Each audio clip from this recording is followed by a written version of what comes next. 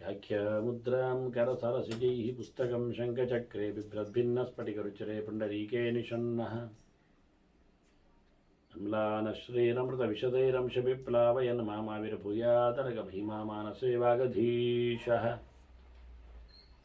नमस्ते प्राणेश प्रणतविभवायावनिमगाः नमस्वामिन् रामप्रियतमनमन् गुरुगुण नमस्तुभ्यं भीमप्रबलतमकृष्णेष्टभगवन् नमः श्रीमन्मध्वप्रदिश सुदर्शन्नो जय जय श्रीगुरुभ्यो नमः नारायणं सुरगुरुं जगदेकनाथं भक्तप्रियं सकललोकनमस्कृतं च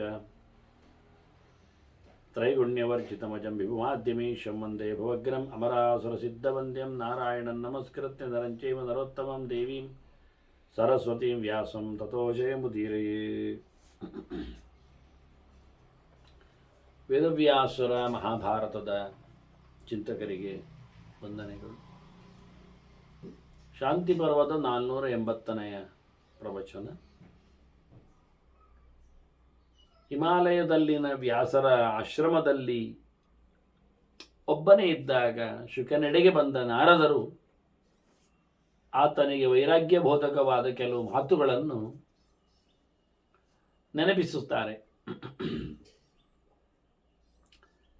ಇತ್ತ ಸಂಸಾರದ ಬಗೆಗಳನ್ನು, ಅತ್ತ ಮೋಕ್ಷದೆಡೆಗಿನ ಸಾಧನೆಗಳನ್ನು ತೆರೆದಿಡುತ್ತಾರೆ. ಅಚೇಷ್ಟಮಾನಮಾಸೀನಂ ಶ್ರೀ ಕಂಚಿದುಪತಿಷ್ಠತೆ.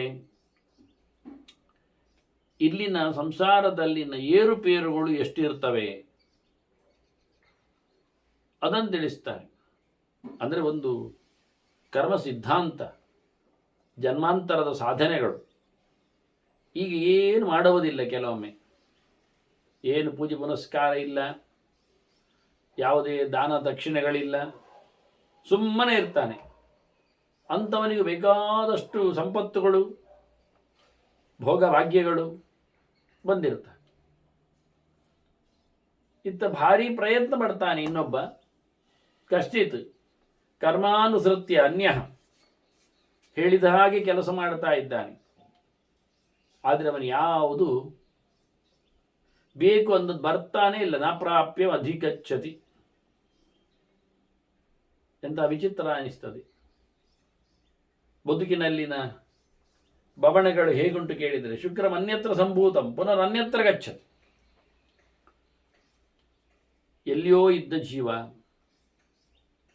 ಯಾವುದೋ ಪ್ರಕಾರದಲ್ಲಿ ಬಂದ ಬಗೆ ದೇಹದಲ್ಲಿ ಯಾವುದೋ ರೀತಿಯಲ್ಲಿ ಹೋಗಬೇಕಾದಂತಹ ಕ್ರಮ, ಆದರೆ ಯಾವುದೋ ಒಂದು ಕಡೆಯಲ್ಲಿ ಅದರ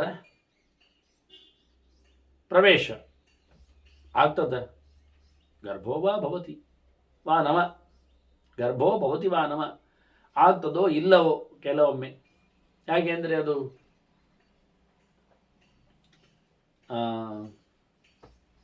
ಆಮ್ರಪುಷ್ಪೋಪಮಾಯಸ್ಯ, ಮಾವಿನ ಹೂವಿನ ಹಾಗೆ. ಅದು ಎಷ್ಟೋ ಸಮಯದಲ್ಲಿ ಬಿದ್ದೋಗಿರ್ತದೆ.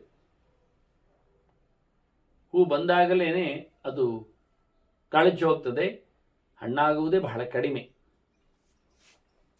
ಕೆಲವು ಅಮರೋಪಮಾಸ್ವರವೇ ಅಂತ ಹೇಳಿಕೊಂಡು ಇನ್ನೊಂದೆಡೆಯಲ್ಲಿ ಆ ಗೆರೆಯನ್ನು ಆಚಾರ್ಯರು ತೋರಿಸಿಕೊಟ್ಟಿದ್ದಾರೆ. ಕಲಿಯುಗದ ಕತೆ ಹಾಗೆ ಅಂತ. ಹುಟ್ಟಿದಲ್ಲಿಯೇ ಸಾಯ್ತಾರೆ ಅನ್ನೋ ನೆಲೆಯಲ್ಲಿ, ಮತ್ತೆ ಕೆಲವರಿಗೆ ಬಹಳ ಕೇಶಾಂಚಿತ ಪುತ್ರಗಾಮಾನಾಂ ಅನುಸಂತಾನಮಿಚ್ಛತಾಂ ಸಿದ್ಧೋ ಪ್ರಯತಮಾನಾನಾಂ ನಜಾಂಡಂ ಉಪಜಾಯತೆ. ಕೆಲವರು ಭಾರಿ ಪ್ರಯತ್ನ ಪಡ್ತಾರೆ, ಮತ್ತೆ ಮತ್ತೆ ಮಗು ಹುಟ್ಟುವಂತೆ ನೋಡಿಕೊಳ್ಳುತ್ತಾರೆ. ಒಂದಾದರೂ ತಮ್ಮ ನಂತರದಲ್ಲಿ ಇರ್ತದೋ ವಂಶದ ಕುಡಿ ಅನ್ನೋ ನೆಲೆಯಲ್ಲಿ ಸಿದ್ಧಿಗಾಗಿ ಪ್ರಯತ್ನ ಮಾಡುತ್ತಾರೆ. ಆದರೆ ಗರ್ಭವೇ ನಿಲ್ಲುವುದಿಲ್ಲ, ಅಂಡವೇ ಉತ್ಪತ್ತಿ ಆಗುವುದಿಲ್ಲ. ಕೆಲವರಿಗೆ ಬೇಡ ಅಂದಾಗಲೇ ಗರ್ಭ ಬರ್ತದೆ. ಗರ್ಭ ಉದ್ವಿಜಮಾನ, ಗರ್ಭ ನಿಂತಿದ್ದು ಅಂದರೆ ಹೆದರಿಕೊಳ್ಳುತ್ತಾರೆ, ಗಲಾಟೆ ಎಬ್ಬಿಸ್ತಾರೆ. ಕ್ರುದ್ಧ ದಾಶೀ ವಿಷಾದಿವ ಅಂತ ಹೇಳಿದಾಗೆ, ಸಿಟ್ಟುಗೊಂಡ ಹಾವಿನ ಎದುರಲ್ಲಿ ಹೇಗೆ ನಿಲ್ಲಿಕ್ಕೆ ಸಾಧ್ಯ ಆಗುವುದಿಲ್ಲವೋ ಹಾಗೆ ಬಹಳಷ್ಟು ಟೆನ್ಷನ್ ತಗೊಳ್ಳುತ್ತಾರೆ. ಬೇಕು ಅಂದವರಿಗೆ ಬರುವುದಿಲ್ಲ, ಬೇಡ ಅಂದವರಲ್ಲಿ ಬಂದು ಬಿಡುತ್ತದೆ. ಅಂಥವರಲ್ಲಿ ಅಂಥದ್ದು ಆಯುಷ್ಮಾನ್ ಜಾಯತೆ ಪುತ್ರ, ಅವರಿಗೆ ಹಾಳಾಗಲಿ ಹೋಗಿ ಸತ್ತೋಗಲಿ ಇಲ್ಲದಾಗಲಿ ಅಂತ ಕಾಣ್ತದೆ. ಆದರೆ ದೀರ್ಘಕಾಲ ಬದುಕುವ ಮಕ್ಕಳಾಗಿ ಬಿಡುತ್ತದೆ. ಕಥಂ ಪ್ರೇತಃ ಪಿತೇವಹ ಅಂತ ಹೇಳಿದ ಹಾಗೆ, ಏನೋ ಸತ್ತವನ ಎದ್ದು ಬಂದ ಅಂತ ಅನಿಸಿಕೊಳ್ಳುವ ಹಾಗೆ ಮನೆಯಲ್ಲಿ ಗತಿಸಿದವರೆಲ್ಲ ಇಲ್ಲಿ ಹುಟ್ಟಿದ ಹಾಗೆ, ಅವನ ಮನೆಯಲ್ಲಿ ಮತ್ತೆ ಮತ್ತೆ ಹೋದಾಗಿ ಒಂದು ಮೇಲೆ ಬರ್ತಾ ಇರ್ತದೆ, ಕುಡಿ ಬರ್ತಾ ಇರ್ತದೆ. ಕೆಲವರು ಹೇಳಿದಂತೆ ಕರ್ಮಗಳನ್ನೆಲ್ಲ ಮಾಡ್ತಾರೆ. ದೀವಾನಿಷ್ಟ್ವ, ಪ್ರಜಾಪತಿಗಳನ್ನೆಲ್ಲ ಪೂಜೆ ಪುನಸ್ಕಾರ ಮಾಡಿ ಹೋಮ ಹವನಗಳಿಂದ ತೃಪ್ತಿಪಡಿಸ್ತಾರೆ. ತಪಃ ತಪ್ತುವ ಅನೇಕ ವ್ರತ ನಿಯಮಗಳನ್ನು, ಉಪವಾಸಾದಿಗಳನ್ನೆಲ್ಲ ಮಾಡ್ತಾರೆ. ಪಂಚಮಿ ಉಪವಾಸ ಅಂತ, ಷಷ್ಠಿ ಉಪವಾಸ ಅಂತ, ಹೀಗೆ ಅನೇಕ ರೀತಿಗಳಲ್ಲಿ ನಿಯಮಗಳನ್ನೆಲ್ಲ ನಡೆಸಿಕೊಡ್ತಾರೆ. ಕೃಪಣೈ ಪುತ್ರ ಗೃದ್ಧಿಭಿ, ಅವರು ಒಟ್ಟಾರೆ ಮಕ್ಕಳು ಬೇಕು, ಸಂತಾನ ಆಗಬೇಕು, ಅದಕ್ಕೋಸ್ಕರ ಹೀಗೆ ಇಟ್ಟುಕೊಂಡು ದೇವರ ದರ್ಶನ, ದೇವರ ಇತರರ ಎಲ್ಲ ಅನೇಕ ಕರ್ಮಾಂಗಗಳಿಂದಾಗಿ ಗರ್ಭವನ್ನು ಹೊತ್ಕೊಳ್ತಾರೆ. ದಶಮಾಸಾನ್ ಪರಿಭೃತ, 10 ತಿಂಗಳು ಹೊತ್ಕೊಳ್ತಾರೆ. ಆದರೆ ಕೊನೆಗೆ ಹುಟ್ಟಿದ್ದೆ ಅಂತ ನೋಡಿದರೆ ಜಾಯಂತೆ ಕುಲವಾಂಸನ, ಎಲ್ಲ ವಂಶದ ಮರ್ಯಾದೆ ತೆಗೆಯತಕ್ಕಂತಹ ಕೆಟ್ಟ ಮಕ್ಕಳಾಗಿಬಿಡ್ತದೆ. ದೇವತೆಗಳ ಪೂಜೆ ಪುನಸ್ಕಾರಗಳಿಂದ ಬಹಳ ದೊಡ್ಡ ಮಟ್ಟಿನಲ್ಲಿ ಮಾಡಿಕೊಂಡ ಪುಣ್ಯ ಕರ್ಮಗಳಿಂದ ಹುಟ್ಟಿದವುಗಳು ಬೇಡದಿದ್ದವುಗಳಾಗಿ ಬಿಟ್ಟಿವೆ ಅಂತ. ಅಪರೇ ಧಾನ್ಯಾನಿ ಭೋಗಾಂಶ್ಚ ಪಿತೃ ಸಂಚಿತಾನ್ ವಿಪುಲಾನ್ ಅಭಿಜಾಯಂತೆ ಲಬ್ಧ ಸ್ಥೈರ್ಯವ ಮಂಗಳೈ. ಕೆಲವರೆಲ್ಲ ಹುಟ್ಟಿ ಬರುವಾಗ ನೋಡಬೇಕು, ತಂದೆ ತಾಯಿಗಳು ಮಾಡಿಟ್ಟ ಎಲ್ಲ ಸಂಪತ್ತನ್ನು ಉಪಯೋಗಿಸಿಕೊಳ್ಳುವಂತೆ ಬರ್ತಾರೆ. ಧನಧಾನ್ಯಗಳ ತುಂಬಿ ತುಳುಕಿದ್ದರ ಮನೆ ವಂಶಗಳಲ್ಲಿ ಎಲ್ಲ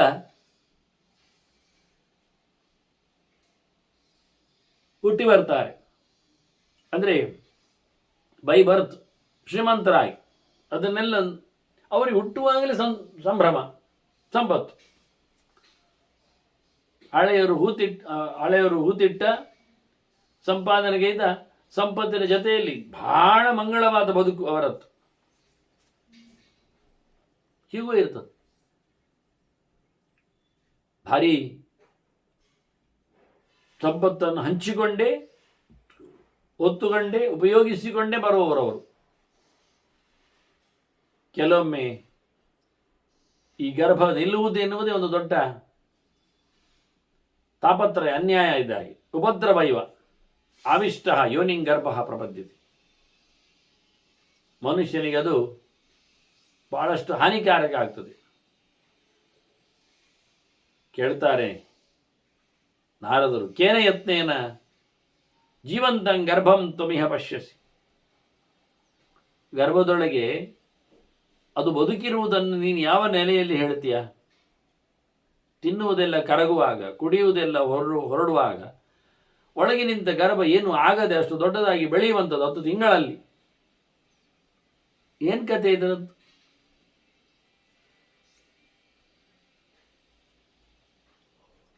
ಯಾವುದೇ ತರಹದ ಮನುಷ್ಯನ ಪ್ರಯತ್ನ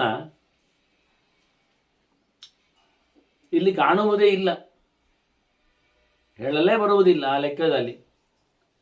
ಧಾರಣೇವ ವಿಸರ್ಗೇವ ನಕರ್ತ ವಿದ್ಯತೆ ಅವಶ್ಯ.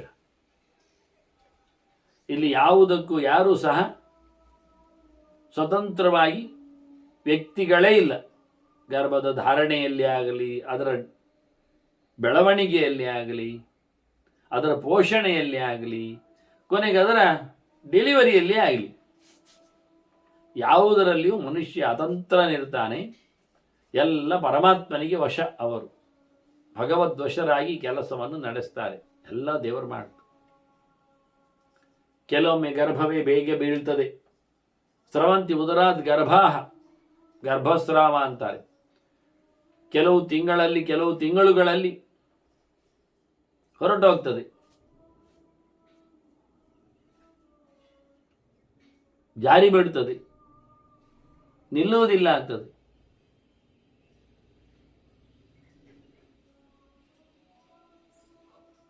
ಕೆಲವು ಜಾಯಮಾನ ತಥಾಪರೆ, ಹುಟ್ಟಿದಾಗಲೇ ಸಾಯ್ತಾವೆ.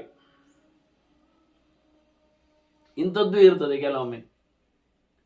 ಇನ್ನು ಕೆಲವೊಮ್ಮೆ ಆಗಮಯನ ತಥಾ ಅನ್ಯೇಷಾಂ ವಿನಾಶ ಉಪಪದ್ಯತೆ. ಹುಟ್ಟಿದ ಬಳಿಕ ಕೆಲವು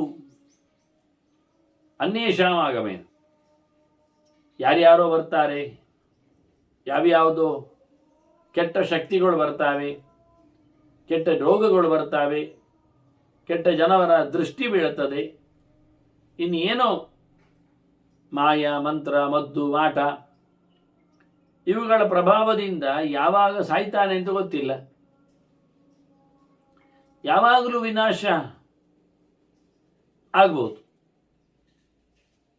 ಬಾಲಗ್ರಹಗಳು ಇವೆಲ್ಲ ಪೀಡಿಗೆಗಳಿಂದ ಎಳವೆಯಲ್ಲೇ ಸಾಯ್ತಾನೆ, ಹರೆಯದಲ್ಲಿ ಸಾಯ್ತಾನೆ, ಹರೆಯದ ದೋಷಗಳಿಂದ ಮುಂದಕ್ಕೂ ಸಾಯ್ತಾನೆ, ಇನ್ನು ಮೇಲಕ್ಕೆ ಬೆಳೆದಾಗಲು ದೌರ್ಬಲ್ಯದಿಂದ ಕೆಲವೊಮ್ಮೆ. ಹೀಗಾಗಿ ಹೇಗೂ ಸಹ ಆತ ಹೊರಗಿನ ಆಕ್ರಮಣದಿಂದ, ಫಾರಿನ್ ಗೂಡ್ಸ್ ಹೇಳಿದಾಗಿ, ಇದರಿಂದ ಆತ ನಾಶವನ್ನು, ಸಾವನ್ನು ಪಡಿತಾನೆ ವಾಸ್ತವವಾಗಿ. ಏತಸ್ಮಾತ್ ಯೋನಿ ಸಂಬಂಧಾತ್ ಯೋ ಜೀವ ಪರಿಮುಚ್ಯತೆ ಪ್ರಜಾಂಚಲಭತೆ ಕಾಂಚಿತ್. ಪುನಃ ವಾಸ್ತವವಾಗಿ ದ್ವಂದ್ವೇಷು ಸಜ್ಜತೆ. ಇಂತಹ ಒಂದು ಗರ್ಭ ಸಂಬಂಧದಿಂದ ಹುಟ್ಟಿ ಬರುವುದರಿಂದ ಮನುಷ್ಯ ಹೋಗಿಬಿಟ್ರೆ, ಕಳಚಿಕೊಂಡ್ರೆ,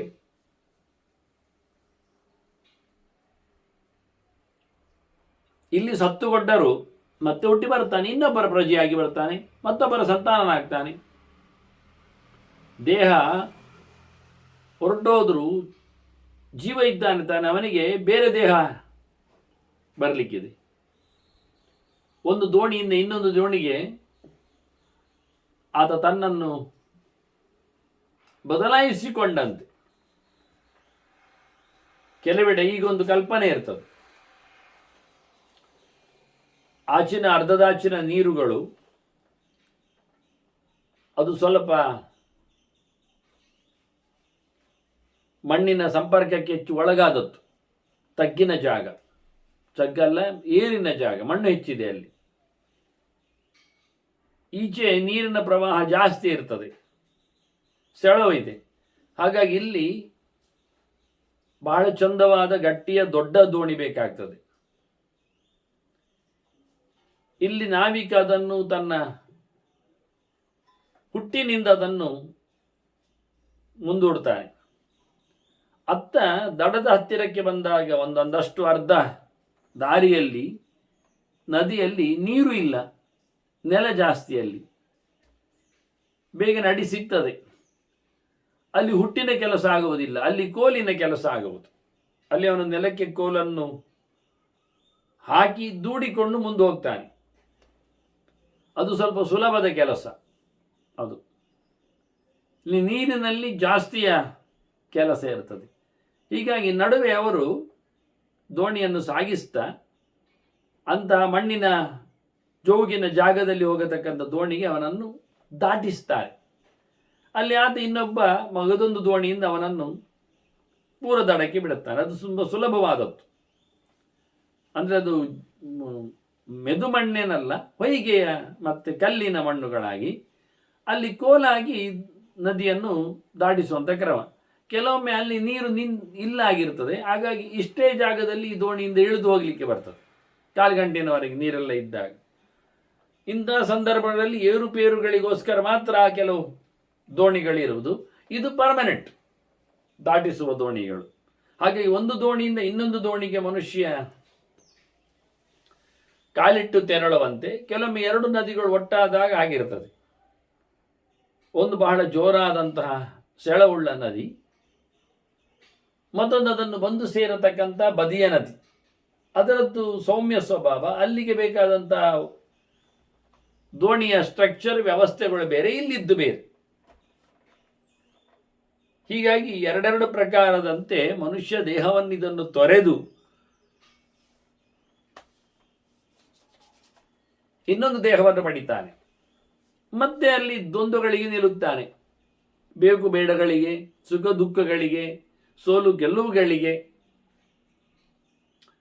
ಇವಕ್ಕೆಲ್ಲ ಮಗುದೊಮ್ಮೆ ಆತ ಬಲಿ ಆಗ್ತಾನೆ. ಹಾಗೆ ಒಂದೆಡೆ ಸತ್ತೋದ್ರು ಬಿದ್ದೋದ್ರು, ಮತ್ತೊಂದು ಕಡೆ ಇವನ ಮಗನಾಗಿ ಹುಟ್ಟಲಿಕ್ಕೆ ಹೊರಟವ ಎಲ್ಲಿಯೋ ಗರ್ಭಸ್ರಾವದಿಂದಲೋ ಅಥವಾ ಗರ್ಭಪಾತದಿಂದಲೋ ಅಥವಾ ಹುಟ್ಟಿದ ನಂತರವೋ ಅಥವಾ ರೋಗ ರುಜಿನಗಳ ಬಾಧೆಗೋ ಸತ್ತೋದವ ಮತ್ತೊಂದು ಕಡೆಯಲ್ಲಿ ಹುಟ್ಟಿ ಬರುತ್ತಾನೆ, ಇನ್ನೊಬ್ಬನ ಸಂತಾನನಾಗಿ ಬಿಡುತ್ತಾನೆ. ಹಾಗೆ ಇಲ್ಲಿಂದ ಕಳಚಿಕೊಂಡರೂ ಅಲ್ಲೇನು ಪೂರ ಕಳಚಿಕೊಳ್ಳುವುದಿಲ್ಲ, ಮತ್ತೊಂದು ಕಡೆಯಲ್ಲಿ ಸಿಲುಕಿ ಬಿಡುತ್ತಾನವ. ಇದು ಕ್ರಮ ಅವನದ್ದು. ಹುಟ್ಟುವಾಗ 100 ವರ್ಷದವನು ಅಂತ ಘೋಷಣೆ ಮಾಡಿ ಬಿಡುತ್ತಾನೆ. ಶತಸ್ಯ ಸಹಜಾತಸ್ಯ. ಮನುಷ್ಯ ಲೋಕದಲ್ಲಿ ಹುಟ್ಟುವವರಿಗೆಲ್ಲ 100 ವರ್ಷ ಅಂತ ಲೆಕ್ಕ. 100 ವರ್ಷದಲ್ಲಿ ಹುಟ್ಟಿದವ ಸಪ್ತಮೀಂ ನವಮೀಂ ದಶಾಂ ಪ್ರಾಪ್ನುವಂತಿ ತತಃ ಪಂಚ ನಭವಂಚಿ ಸತಾಯುಷ. ಏನೋ ಒಂದೆರಡು ದಶೆಗಳನ್ನು ಕಳೀತಾನೆ ಅಷ್ಟೇ. ಮುಂದೆ ದೊಡ್ಡ ದೊಡ್ಡ ದಶೆಗಳಿಗೆಲ್ಲ ಅವನಿಗೆ ಆಗುವುದಿಲ್ಲ. ಹೋಮ ಹವನಗಳಿಗೆಲ್ಲ ಅವನು ಬದ್ಧನಾಗುವುದಿಲ್ಲ. ದಶಾಕಾಲದ ಕಥೆಯನ್ನು ಕೇಳಿದರೆ ಒಂದು ವಿಶೇಷವಾದಂತಹ ಸಂಗತಿಗಳಿರ್ತವೆ.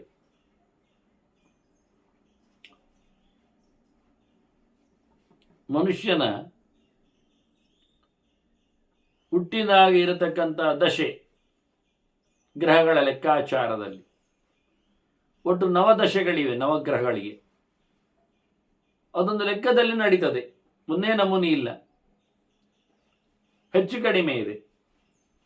6, 7, 19, 17 ಹಾಗೆಲ್ಲ ಲೆಕ್ಕಗಳಿವೆ. ಹಾಗಾಗಿ ಒಂದೊಂದು ಗ್ರಹಗಳ ದಶೆ ಅವನು ಹುಟ್ಟಿದ ನಕ್ಷತ್ರಗಳ ಲೆಕ್ಕಾಚಾರದಲ್ಲಿ ಬಾಕಿ ಎಷ್ಟಿದೆ ಅಂತ ಹೇಳಿಕೊಂಡು ಲೆಕ್ಕ ಮಾಡಲಿಕ್ಕುಂಟು.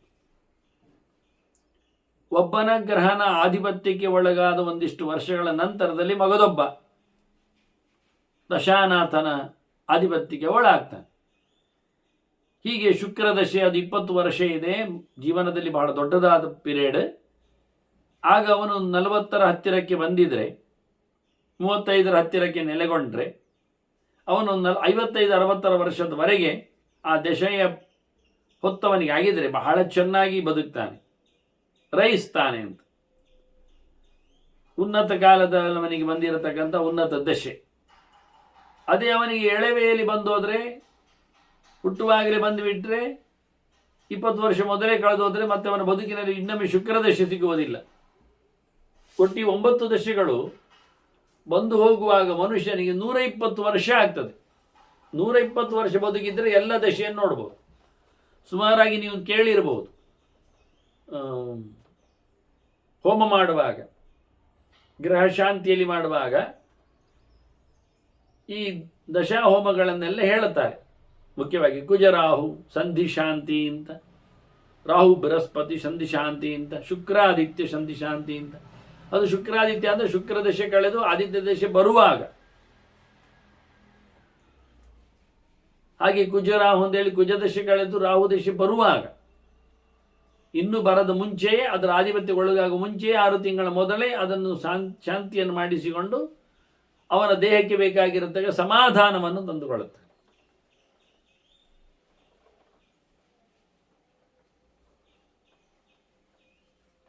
ಇವುಗಳನ್ನು ಪಂಚಾಂಗಗಳಲ್ಲಿ ನಾವು ನೋಡಬಹುದು. ಮನುಷ್ಯರಲ್ಲಿ ಇದನ್ನು ಗಮನಿಸ್ತಾರೆ.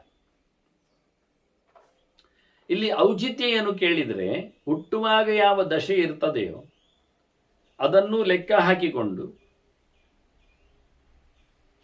ಅವನ ಮುಂದಿನ ದಶಾನಾಥರು ಯಾರು ಅಂತ ನೋಡಿಕೊಂಡು ಆ ವರ್ಷಗಳನ್ನು ಕಳೆಯುತ್ತಾ ಅವನು ಹುಟ್ಟಿದಂದಿನ ಅವನು ಎಷ್ಟು ವರ್ಷ ಆಗ್ತದೆ ಅಂತ ನೋಡ್ತಾ ಅದು 8ನೆಯ ಯಾವ ದಶಾನಾಥ ಇದ್ದಾನೆ, ಆ 8ನೆಯ ದಶೆ ಯಾವುದಿದೆ ಅದು ಬರುವಾಗ ಅವನಿಗೆ ಮರಣ ಬರ್ತದೆ.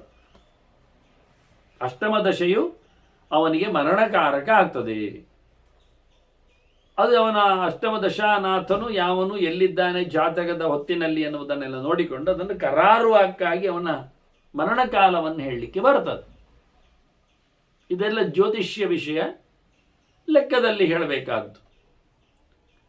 ಇವತ್ತು ನೀವು ಯಾವುದಾದ್ರೂ ಲೈಫ್ ಸೈನ್ ಇನ್ನೊಂದು ಯಾವುದೋ ಜ್ಯೋತಿಷ್ಯದ ಮಾಧ್ಯಮದಲ್ಲಿ ಡೇಟ್ ಆಫ್ ಬರ್ತ್ ಕೊಟ್ಟು, ಟೈಮ್ ಕೊಟ್ಟು, ಪ್ಲೇಸ್ ಕೊಟ್ಟು ಲೆಕ್ಕ ಕೇಳಿದರೆ ಅದು ತೋರಿಸಿಕೊಡ್ತದೆ. ಆಗ ಈ ಗ್ರಹ ದಶೆಗಳನ್ನು ಕ್ಯಾಲ್ಕುಲೇಟ್ ಮಾಡಿ ಇಂತಹ ದಶೆ ಇಷ್ಟು ವರ್ಷದ ನಂತರದಲ್ಲಿ ಅಂತ ಹಾಕ್ತದೆ. ಹಾಕಿ ಕೊಟ್ಟದ್ದು 8ನೆಯ ದಶೆಯವರೆಗೆ ಹಾಕುವುದಿಲ್ಲ, ಅದು ನಿಲ್ಲಿಸ್ತದೆ, ಮುಂದೆ ಪ್ರೆಡಿಕ್ಟ್ ಕೊಡುವುದಿಲ್ಲ. ಹಾಗೆ ಅದನ್ನು ಸೆಟ್ ಮಾಡಿದ್ದಾರೆ, ವ್ಯವಸ್ಥೆ ಹಾಗೆ ಜ್ಯೋತಿಷ್ಯದಲ್ಲಿ. ಹಾಗೆ ಯಾರಾದರೂ ಬರೆದು ಕೊಡುವುದಾದರೂ ಜ್ಯೋತಿಷಿಗಳು ಜಾತಕ ಮಾಡಿಸುವಾಗ ದಶಾ ಲೆಕ್ಕಾಚಾರ ಮಾಡಿದವರು ಅಲ್ಲಿಗೆ ನಿಲ್ಲಿಸ್ತಾರೆ. ಈ ಎರಡು ವ್ಯಕ್ತಿಗಳದ್ದು, ಗಂಡು ಮತ್ತು ಹೆಣ್ಣಿನದ್ದು, ಮದುವೆ ಆಗಿಕೊಳ್ಳುವವರದ್ದು, ಈ ಅವರ ದಶಾ ಕಾಲಗಳು ಒಂದೇ ಹೊತ್ತಿನಲ್ಲಿ ಒಟ್ಟಾಗುವ ಹಾಗೆ ಬರಬಾರದು. ಯಾವುದೇ ಆಗಲಿ, ಇವನದ್ದು ರವಿದಶೆ ಮುಗುವಾಗಲೇ ಆಕೆಯದ್ದು ಕುಜದಶೆ ಮಿಗುತ್ತದೆ ಅಂತಿದ್ರೆ ಇಬ್ಬರದ್ದು ಸಂಧಿ ಸಮಯ ಸೇಮ್ ಆದ್ರಿಂದ ಅದರಲ್ಲಿ ಸಾವು ನೋವುಗಳುಂಟು ಅಂತೇಳಿ ಅದನ್ನು ಒಪ್ಪುವುದಿಲ್ಲ. ಕೂಡು ಸಂಧಿ ಅಂತ ಅದಾಗಬಾರ್ದು, ಅದು ಚೇಂಜ್ ಆಗಬೇಕು. ಒಬ್ಬನದ್ದು ಮುಗಿದಾಗ ಇನ್ನೊಬ್ಬನದ್ದು ರನ್ನಿಂಗಲ್ಲಿ ಇರಬೇಕು, ಅವನದ್ದು ಮುಗಿದಾಗ ಇವನದ್ದು ರನ್ನಿಂಗಲ್ಲಿ ಬರಬೇಕು. ಹೀಗೆ ಈ ದಶೆಯ ನಾಥರ ಪೀರಿಯಡ್ಗಳನ್ನು ನೋಡುವುದೊಂದು ಬಹಳ ದೊಡ್ಡದಾದಂಥ ಅಂಶ. ಅದರಲ್ಲಿ 8ನೆಯ ದಶೆ ಎನ್ನುವುದು ಅದವನು ಪಾರಾಗುವುದಿಲ್ಲ ಎನ್ನತಕ್ಕಂಥ ಒಂದು ಚಿಂತನೆಯ ಕ್ರಮ. ಆದ್ದರಿಂದ ಕೈಯಲ್ಲಿ ಬರೆದು ಕೊಡುವವರು ಸಹ ಲೆಕ್ಕ ಮಾಡ್ತಾ ಮಾಡ್ತಾ 8ನೆಯ ದಶೆಯ ಬಗ್ಗೆ ಬಂದಾಗ ಅಲ್ಲಿಂದ ಅವರು ಸ್ಟಾಪ್ ಮಾಡ್ತಾರೆ, ಮುಂದೆ ಹೀಗೆ ಅಂತ ಹೇಳಿಕೊಂಡು ಬರೆದು ನಿಲ್ಲಿಸ್ತಾರೆ. ಇಲ್ಲಿ ಅದನ್ನೇ ಉಲ್ಲೇಖ ಮಾಡುವ ರೀತಿ ನೋಡಿದರೆ ಬಹಳ ಚೆನ್ನಾಗಿರ್ತದೆ. ಶತಸ್ಯ ಸಹ ಜಾತಸ್ಯ ಸಪ್ತಮೀಂ ನವಮೀಂ ದಶಾಂ ಪ್ರಾಪ್ನುವಂತಿ ತತಃ ಪಂಚ. ಕೆಲವರು 7ನೆಯ ದಶೆಯನ್ನು ದಾಟ್ತಾರೆ, ಮುಂದೆ ಇರುವುದಿಲ್ಲ. ಬಹಳ ಕಡಿಮೆಯವರು 9ನೆಯ ದಶೆಗೆ ಬರುವಂಥದ್ದು. 9ನೇ ದಶೆ ಬಂದ ನಂತರ ಅಲ್ಲಿಗೆ ಮುಗಿಯಿತು ನವಗ್ರಹಗಳ ದಶೆ. ಆನಂತರ ಖಂಡಿತವಾಗಿಯೂ ಸಾಯ್ತಾರೆ, ಮುಗಿದೋಗ್ತದೆ. ಹೀಗಾಗಿ ಲೋಕದಲ್ಲಿ ಪೂರ ಆಯುಷ್ಯವನ್ನು ಪಡೆದವರು ಬಹಳ ಕಡಿಮೆ, ನಭವಂತಿ ಶತಾಯುಷ್ಯ. ಇದು ಒಂದು ಲೆಕ್ಕಾಚಾರದ ದಶಾ ಸಂಬಂಧ ಶಬ್ದವನ್ನು ಹೇಳಿ 7, 9 ಅಂತ ಹೇಳಿದ್ದರಿಂದ ನಾವು ಚಿಂತನೆ ಮಾಡಿ 8 ನುಂಗಿದ್ದಕ್ಕೆ ತಿಳಿಸಿಕೊಟ್ಟ ಅರ್ಥ. ಇನ್ನು ಕೆಲವರು ಇದರ ಚಿಂತನೆಯನ್ನು ನೋಡಿದಾಗ ಮನುಷ್ಯನ ಬಾಲ್ಯ, ಯೌವನ, ವಾರ್ಧಕ್ಯ ಅನ್ನುವ ಅವಸ್ಥೆಗಳನ್ನು ಚಿಂತನೆಯಲ್ಲಿ ಮಾಡುತ್ತಾ ಈ ದಶೆಗಳನ್ನೆಲ್ಲ ಹೇಳ್ತಾರೆ. ಮಗು ಅಂಬೆಗಾಲಾಗಿದ್ದಾಗ ಒಂದು ದಶೆ ಅದರದ್ದು, ಅದು ಕವುಚಿ ಬಿದ್ದಾಗ ಒಂದು ದಶೆ, ಅಂಬೆಕಾಲಿನಿಂದ ಬಿಟ್ಟು ಕಾಲು ಗಂಟನ್ನು ಕೊಡದೆ ಅದು ಎದ್ದು ನಿಲ್ಲಲು ಶುರು ಮಾಡಿದಾಗ ಒಂದು ದಶೆ, ಮತ್ತದು ಬೆಳೀತದೆ. ಹೀಗಾಗಿ ಶೈಶವ, ಬಾಲ್ಯ, ಪೌಗಂಡ, ಕೌಮಾರ, ತಾರುಣ್ಯ, ಯೌವನ ಇವೆಲ್ಲ ದಶೆಗಳನ್ನು ಲೆಕ್ಕಾಚಾರದಲ್ಲಿ ಹೇಳುವ ಶಬ್ದಗಳು. ಇದರ ನಂತರದಲ್ಲಿ ಅವನನ್ನು ಬೆಳೆದವನು ಅಂತ ಕರೆಯುವ ಕ್ರಮ. ಅದು 7ನೆಯ ಹಂತ. ಬೆಳವಣಿಗೆ ಮೊದಲೇ ಮಕ್ಕಳಾಟಿಕೆಯಲ್ಲಿ, ಮಕ್ಕಳ ಕಾಲದಲ್ಲಿ ಕೆಲವರೆಲ್ಲ ಕಳೆದು ಹೋಗ್ತಾರೆ. ಬೆಳೆದು ಕಳೆದವನು ಎನ್ನುವುದು ದೊಡ್ಡ ಸಂಗತಿ. ಬೆಳವೆಯಲ್ಲಿಯೂ ಪರಿಪೂರ್ಣವಾದ ಬೆಳವಣಿಗೆ, ಅದೇ ತಾರುಣ್ಯ ಯೌವನದ ನಂತರದಲ್ಲಿ 20 ವರ್ಷದ ನಂತರದಲ್ಲಿನ ಬದುಕೆನ್ನುವುದು ದೊಡ್ಡ ಸಂಗತಿ. ಎಲ್ಲಿಯವರೆಗೆ? 60ರವರೆಗೆ ಅಥವಾ 70ರವರೆಗೆ. ಅದರ ಆಚೆ ಇನ್ನೂ ದೊಡ್ಡದಾದಂತಹ ಒಂದು ಕರ್ಮ. ಇದು ಒಂದು ಮುಖ. ಇನ್ನೊಂದು ಷಷ್ಠಿ ಸಂವತ್ಸರಗಳಿದ್ದಾಗಿ ಸಪ್ತಮಿ, 7ನೇ ಅಂದರೆ 70 ಸಪ್ತತಿ, ಅದು 70. ವಿಜಯರಥ, ಉಗ್ರರಥದ ನಂತರದಲ್ಲಿ ಭೀಮರಥ, ಮತ್ತೆ ವಿಜಯರಥ, 70, 80, 90, ಹೀಗೆ 100. ಈ ಪ್ರಕಾರವಾದ ಒಂದು ಗುಣಾಕಾರವನ್ನು ಚಿಂತನೆ ಮಾಡಿದ ಹಾಗೆ ಯಾರು ಪಕ್ಕನೆ 100ಕ್ಕೆ ಬರುವುದಿಲ್ಲಲ್ಲ ಅಂತಾರೆ. ನಾಭ್ಯುತ್ಥಾನೆ ಮನುಷ್ಯಾಣಂ ಯೋಗಾಸ್ಯು ನಾತ್ರ ಸಂಶಯ. ಮನುಷ್ಯನಿಗೆ ಯಾವುದದ್ದರಾದರೂ ಸಂಪರ್ಕ ಆಗುವಂಥದ್ದು ಹುಟ್ಟಿ ಬಂದ ಬಳಿಕವೇ. ನಾಭ್ಯುತ್ಥಾನೆ, ಅವನು ನಾಭಿಯ ಸಂಪರ್ಕವನ್ನು ಕಳಚಿಕೊಂಡ ಅಂದರೆ, ಒಕ್ಕಳ ಬಳ್ಳಿ ಕಳೆದೋಯಿತು ಅಂದಾಗ ಅಲ್ಲಿಂದ ಅವನಿಗೆ ಬೇಕಾದಂಥ ಸಂಗತಿಗಳ ಸಂಪರ್ಕ ಆಗಲಿ ಶುರುವಾಗ್ತದೆ. ನೆಲದ ಯೋಗ, ಅಲ್ಲಿಂದ ಮತ್ತವನಿಗೆ ತೊಟ್ಟಿಲ ಯೋಗ. ಕೆಲವೊಮ್ಮೆ ಹುಟ್ಟುವಾಗಲೇ ತಾಯಿಯನ್ನು ಕಳ್ಕೊಂಡ್ರೆ ಅವನು ತಬ್ಬಲಿ ಯೋಗ ಅವನಿಗೆ ಬರ್ತದೆ. ಅವನಿಗೆ ಆಗ ಬಾಟ್ಲಿ ಹಾಲು ಗತಿಯಾಗ್ತದೆ. ಕೆಲವೊಮ್ಮೆ ತಂದೆಯನ್ನು ಕಳ್ಕೊಂಡಿರ್ತಾನೆ, ಅಂತಹ ದರಿದ್ರ ಯೋಗ ಅವನಿಗೆ ಬರ್ತದೆ. ಅನಾಥನಾಗಿರ್ತಾನೆ, ಕೆಲವೊಮ್ಮೆ ಯಾರೂ ಇಲ್ಲದೆ ಆಗಿರ್ತದೆ. ಇಂತಹ ದುರ್ಯೋಗಗಳು ಸುಯೋಗಗಳು ಹುಟ್ಟಿದ ನಂತರ ಅವನಿಗೆ ಎಲ್ಲಿಯೋ ಹುಟ್ಟಿರ್ತಾನೆ. ಕೆಲವೊಮ್ಮೆ ಸೆರೆಮನೆಯಲ್ಲಿ, ಗಿರಿದುರ್ಗಗಳಲ್ಲಿ, ಕಾಡು ಮೇಡುಗಳಲ್ಲಿ. ಈ ಯಶೋದೆ ಇಟ್ಟುಕೊಳ್ಳಿ, ಆಕೆ ಗೋಕುಲದಿಂದ ಹೊರಟ್ಲು. ಹಾಗೆ ಯಮುನೆಯ ದಡೆಗೆ ಬಂದಾಗ ಅಲ್ಲೇ ರಾತ್ರಿ ಅವರು ಮಲಗಿದವರು. ಹಾಗೆ ಅಲ್ಲಿಯೇ ಮಗುವನ್ನೆತ್ತಲವಳು. ಆಯಾಸದಲ್ಲಿ ಯಾವ ಮಗುವಂತೆ ನೋಡಿಕೊಳ್ಳಿಕ್ಕೆ ಆಗಲಿಲ್ಲ ಅವಳಿಗೆ ನಡುರಾತ್ರಿಯಲ್ಲಿ. ಇಲ್ಲಿ ವಸುದೇವ ತನ್ನ ಮಗನನ್ನು ಇಟ್ಟ, ಅವಳ ಮಗಳನ್ನು ತಂದ. ಹುಟ್ಟಿದ್ದಲ್ಲಿ ಹೆಣ್ಣು, ಗೊತ್ತೇ ಇಲ್ಲ ಯಶೋದೆಗೆ ಗುಟ್ಟು ವಿಷಯ. ಹಾಗೆ ಇಂಥದ್ದೆಲ್ಲ ಮನುಷ್ಯನಿಗೆ ಎಲ್ಲವನ್ನು ಕಳ್ಕೊಳ್ಳುವ ಯೋಗ ಇರ್ತದೆ, ಎಲ್ಲವನ್ನು ಪಡೆಯುವ ಯೋಗ ಇರ್ತದೆ. ನೋಡಿ, ಅವನಿಗೆ ಅದೆಲ್ಲವನ್ನು ಪಡೆಯುವ ಯೋಗ ಸಿಕ್ಕಿತು. ಹಾಗಾಗಿ ಯೋಗಾಹ ಸ್ಯು ಅಭ್ಯುತ್ಥಾನೆ, ಹೊರಟು ಬಂದ ಬಳಿಕ ಯಾವ್ಯಾವುದರದ್ದೋ ಸಂಪರ್ಕಗಳು, ಸಂಬಂಧಗಳು, ಸಂಕಲೆಗಳು, ಸರಪಳಿಗಳು, ಸಹವಾಸಗಳು, ಸಹದೋಷಗಳು ಎಲ್ಲ ಸೇರಿಕೊಳ್ಳುತ್ತೆ. ಇದು ಮನುಷ್ಯನ ಕ್ರಮ. ಮತ್ತೊಂದು ಅರ್ಥ ಹೇಳಿದರೆ, ನ ಅಭ್ಯುತ್ಥಾನೆ ಮನುಷ್ಯಾಣಂ ಯೋಗಾಸ್ಯು ಮಾತ್ರ ಸಂಶಯ. ಅಭ್ಯುತ್ಥಾನೆ ಮನುಷ್ಯಾಣ ಯೋಗ, ಮನುಷ್ಯರಿಗೆ ಯೋಗಗಳು ಹುಟ್ಟಿ ಬಂದ ತಕ್ಷಣವೇ ಬರಬೇಕು ಅಂತ ಇಲ್ಲ ಅನ್ನುವುದು ಒಂದು ಅರ್ಥದಲ್ಲಿ. ಹೀಗೂ ಒಂದು ಕ್ರಮ. ವ್ಯಾಧಿವಿಶ್ಚ ವಿಮಥ್ಯಂತೆ. ಇನ್ನು ಕೆಲವರಿಗೆ ಎಷ್ಟೆಲ್ಲ ಯೋಗಗಳಿದ್ರು. ಅರಮನೆಯ ಯೋಗ ನೋಡಿ, ಅವನಿಗೆ ಬಹಳ ಅದ್ಭುತವಾದ ಯೋಗ. ಕೃಷ್ಣನಿಗೆ ವಸುದೇವನಿಂದ ತಪ್ಪಿಸಿಕೊಂಡವನಿಗೆ, ಹೊರಟು ಹೋದವನಿಗೆ ಕಂಸನ ಉಪಟಳದಿಂದ ಭಾರಿ ಗಮ್ಮತ್ತಿನಲ್ಲಿ ಬೆಳೆಯುವಂಥ ಯೋಗ. ಅದರಲ್ಲಿ ಉಪಟಳಗಳು ಬರ್ತಾ ಇದ್ದು ಅದು ವಿಷಯ ಬೇರೆ. ಹಾಗೆ ಕೆಲವರಿಗೆ ಕೆಲವು ರೀತಿಯಾದ ತೊಂದರೆಗಳು ಬರ್ತವೆ. ವ್ಯಾಧಿವಿಶ್ಚ ವಿಮಥ್ಯಂತೆ ವ್ಯಾಧೈ ಕ್ಷುದ್ರ ಮೃಗ ಇವ. ಬೇಡರು ಸಣ್ಣ ಪುಟ್ಟ ಪ್ರಾಣಿಗಳ ಮೇಲೆ ಬಹಳಷ್ಟು ಜೋರಾದಂಥ ಆಕ್ರಮಣವನ್ನು ಮಾಡ್ತಾರೆ. ಎಲ್ಲೆಂದರಲ್ಲಿ ಓಡಿಸಿಕೊಂಡು ಹೋಗ್ತಾರೆ, ಸದ್ದುಗದ್ದಲೆ ಎಬ್ಬಿಸ್ತಾರೆ, ಈಟಿ ಕಣೆಗಳನ್ನೆಲ್ಲ ಎಸಿತಾರೆ, ಕಲ್ಲು ಹೊಡಿತಾರೆ, ಬಲೆ ಬೀಸ್ತಾರೆ, ಬೆಂಕಿ ಹಾಕ್ತಾರೆ.